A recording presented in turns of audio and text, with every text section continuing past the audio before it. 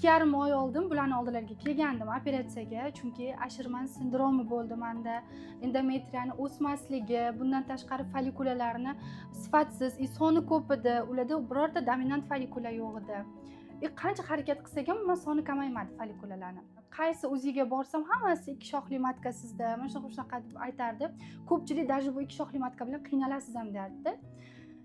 Mana shu operatsiyadan keyin rostdan hozir matkam обычный bo'lgan. Bu uchun sizga alohida rahmat aytaman. Har doim o'zingizlarga borganimda chin yuragimdan xursand bo'laman-da.